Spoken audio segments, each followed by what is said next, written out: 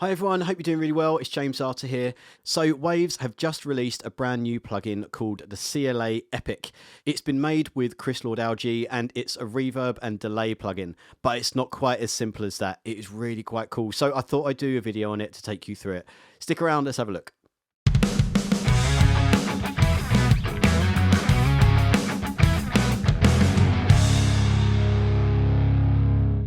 As always, if you like the video, please hit the like at the bottom. And if you want to be notified of upcoming videos, then hit the subscribe and the notification bell and we'll let you know. Also, if you want some free stuff, then sign up to the mailing list below in the description there. And I'll send you an EQ cheat sheet as well as some one-shot drum hits that you can use in your mixes.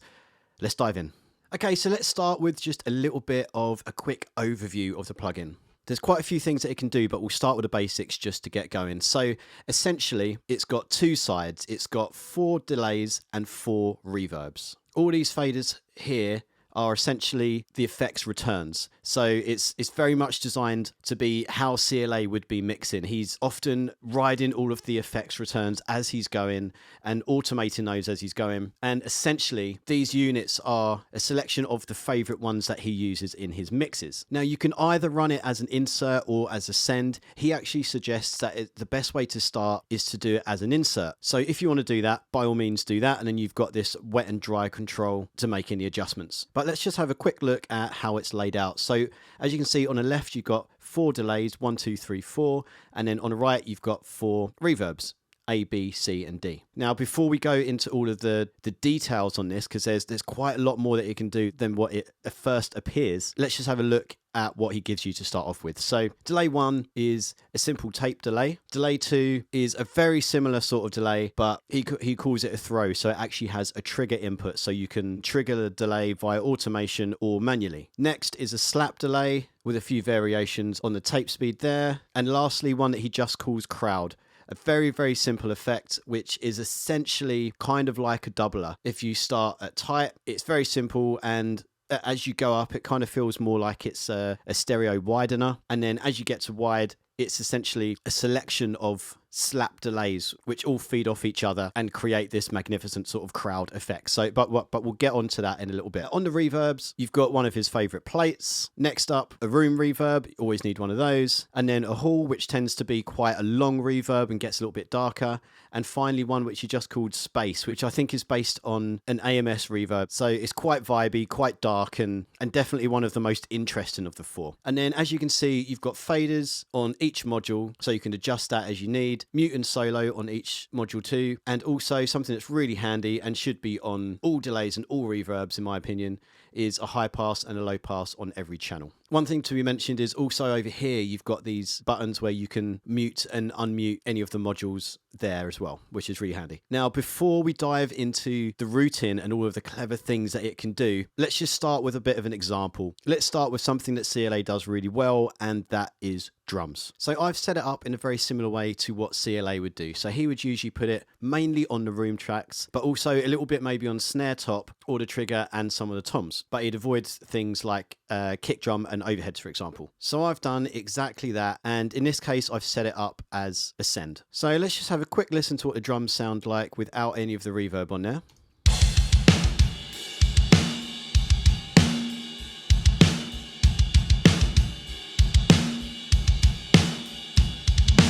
Great, so you've got a little bit of reverb in there, but that's because it's the actual room tracks themselves. Now, if we just go through, what I'm going to do is just solo the individual channels just so you can get an idea of what they sound like. So at the moment, I've got all the delays muted and we're just looking at the reverbs for now. I've started with one of his presets because it's a great place to start. CLA, drums, room number 1. Why not? And then the main thing is to just go through, see how they all sound different. And then from that point, you can essentially start to craft the sound. So you can really shape the tone of the reverb and essentially the sound of the kit. So let's just go through and hear which each one sounds like. This is a plate.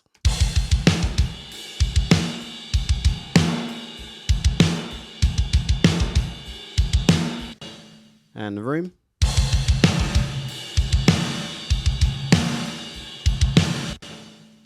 Hall.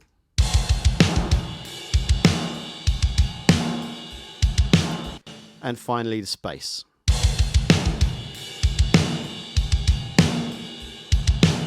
Now, as you can see, they all sound quite different. I've obviously got it up quite loud at the moment just so you can really hear how different they sound. But what I'm going to do now is start to adjust some of the levels, adjust some of the filters, and try and essentially get it to fit into the sort of sound that I want to hear. And this, I think, is where the plugin really comes into its own, because more often than not, I do have multiple reverbs set up in a mix. I'm never using just one to get the sound, but having it all in one place makes it really simple and really creative and just intuitive to start playing around with the sound in real time. So I'll just have a little play around and see if I can get something to work. I'm gonna maybe start with that room.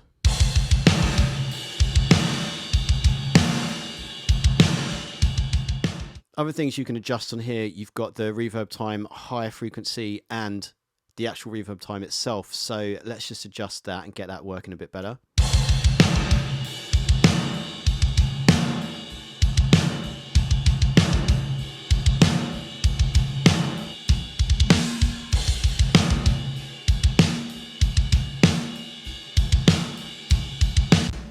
Great. Now, if we start to bring in some of the other reverbs, you'll get to hear just really how interesting it can sound, I guess.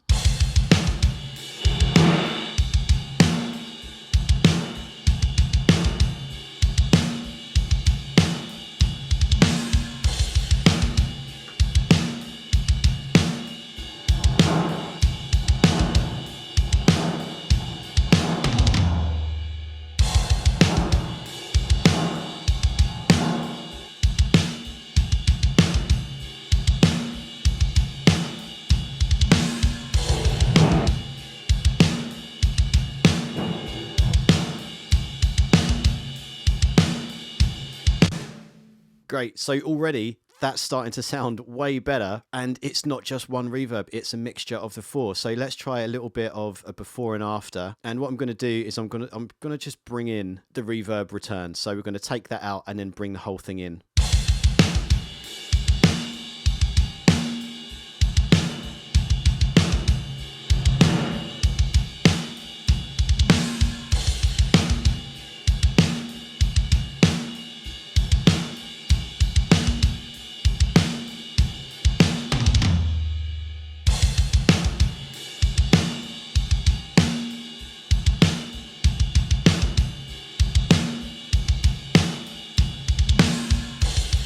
It just sounds like something CLA would do, which is great. So let's hear that in the context of a mix. So I'm going to start with it out, and then I'm just going to bring it in as we go along and try and find a good level.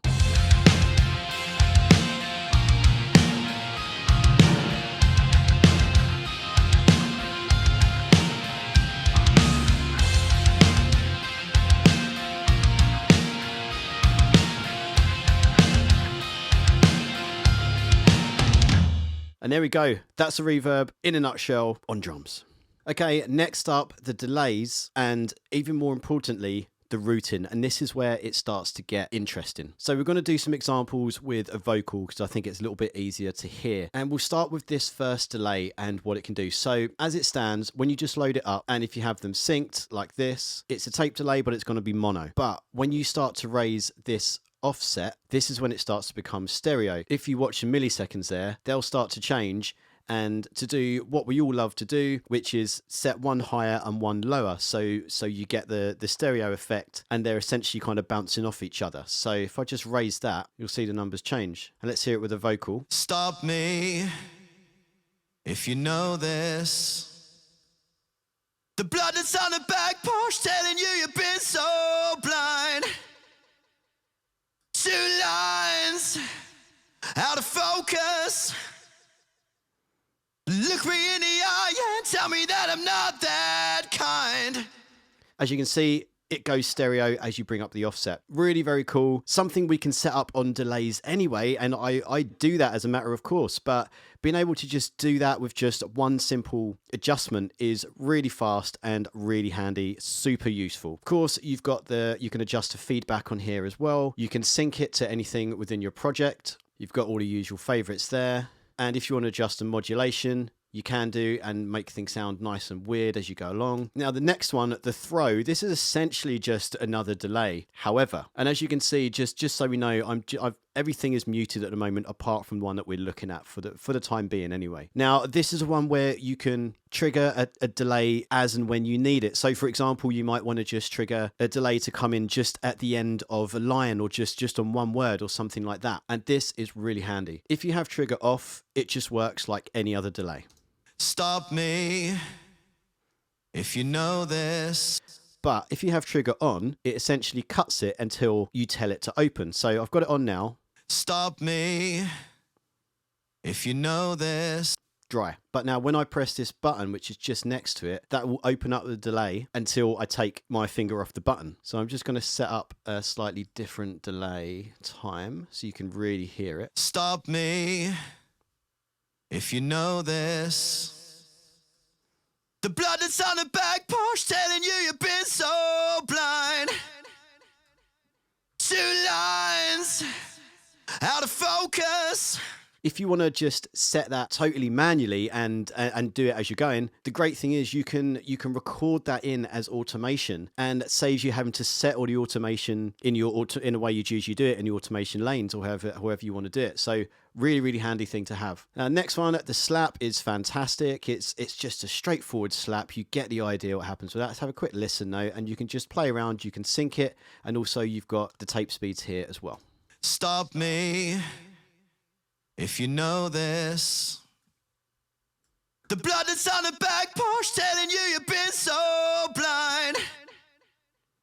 It's just a straightforward slap. It does a wonderful job. And then lastly here, we've got the crowd. And this is very cool. As I said before, essentially it kind of starts like a doubler. But after that, if you go up to the wide, that's when it gets really interesting. And it's essentially multiple delays going into each other and feeding off that and creating a crowd effect. So let's have a little listen. You've only got one slider on here from tight to wide. That's it. Stop me if you know this. The blood that's on the back porch telling you you've been so blind. Really useful. So again, that's something you could just automate if you like, or maybe you just want to use this on a crowd, or maybe you want to use it on, he did an example of using it on a solo just to really give it some depth and make it massive, or just use it as a little bit of a stereo widener. Right, now this is when it starts to get really interesting, and this is now where we talk about the routing, because as it stands, I've been using these separately, but when the signal comes into the plugin, everything that you have here, everything that you have on will be running in parallel. So I can bring up any of these, any reverb, any delay, and start mixing it into the signal as much or as little as I like. But for example, I'm going to start with that delay and just bring in a bit of reverb. Stop me if you know this. The blood that's on the back porch telling you you've been so blind. 2 lines out of focus.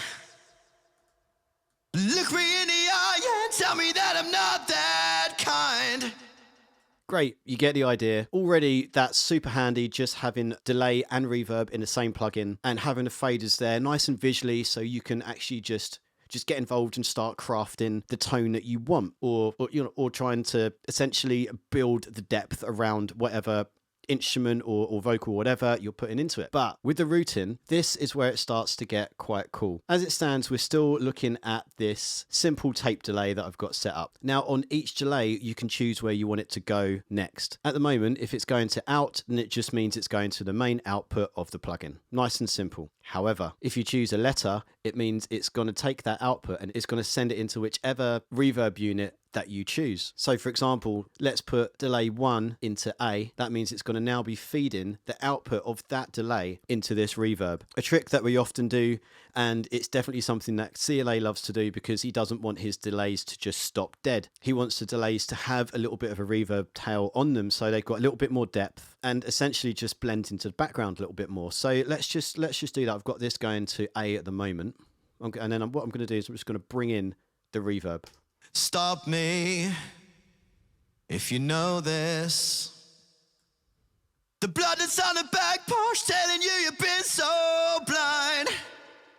And you can do it in as many as you like. So we can put it into A, B. Let's go into A, B, and C. But of course, because you've got the volume controls here, you can adjust how much you want to hear of that. So we're going to start to bring in some of the other reverbs. Stop me if you know this. The blood that's on the back porch telling you you've been so blind. 2 lines out of focus. Look me in the eye and tell me that I'm not that kind. Very cool indeed. Now, the other way to do it, which is quite useful, is if you hit the routing button here, it shows you a little matrix, and you've still got the A, B, C, and D and the output there, but now you've got some faders essentially showing how much you want to send of this delay into that specific reverb. So we can leave the returns at 0, but make the adjustments here. That's not making any changes to the reverb returns themselves. So you can really get quite creative. And as you can see, you've got the faders there, but then if you want to change the main output, you can either turn it on or off. They default it being set to 0, but you can adjust it from there. So for example, what we could do is I'll bring in some of this crowd sound, but to really push that back, I'm going to send the output of that crowd just to some of the big reverbs. So let's go into C and D, some of the big ones at the end there, and we'll keep them fully up. Why not? Stop me if you know this. The blood that's on the back porch telling you you've been so blind. Amazing. Okay, so we're going to have a little listen to that in a context of a mix. I'm going to have a little bit of a play around with some of the levels and just essentially play around with the depth and the space that it can bring. One thing I have set up over here is on the throw, the delay throw, I've sent that to B and C, so reverb, room, and hall. In fact, I'm going to send it to space as well, and I'm just going to trigger that at a certain point, so you'll hear that come out, and you'll just get to see how quick and easy it is to do, which is really fun. So let's have a quick listen, play around. Stop me if you know this. The blood that's on the back porch telling you you've been so blind. 2 lines out of focus. Look me in the eye and tell me that I'm not that kind. Great, and that was me just having a little bit of a play around, but if you spend a bit of time and automate those levels, the amount of fun you can have with it, I think, is endless. So yeah, how do I like it? I like it a lot. And there we have it, the CLA Epic plugin. Not just your standard reverb, not just your standard delay. It's such a creative and intuitive plugin. I think it's honestly one of CLA's best, and it's definitely something that I'll be using. So have a play around. If you've got any thoughts or questions, or other places that you're maybe using the plugin, leave something in the comments below and we can have a little bit of a chat about it. I'm really excited about this plugin and I want other people to be too. I think lots of people are already. Anyway, thanks for watching. I'll see you next time.